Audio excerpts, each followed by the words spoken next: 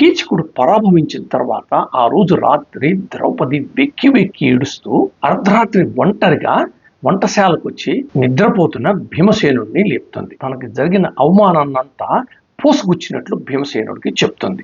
భీమసేనుడిని తన వాక్చాతుర్యంతో కీచకుణ్ణి ఎలాగైనా మట్టు పెట్టే నిర్ణయానికి వచ్చేటట్లు మాట్లాడుతుంది. కౌరవ సభలో దుశ్శాసనుడు వస్త్రాపహరణం చేయటం, అరణ్యవాసంలో సైంధవుడు బలాత్కారం చేయటం, ఇప్పుడు కీచకుడు చేసిన పరాభవం వల్ల తానెలాంటి దుస్థితి ఎదుర్కొందో చెప్తుంది. అసలు మర్నాడు కీచకుడు తను కనిపెడితే ఏం చేస్తాడోనని భయంతో వణికిపోతుంది.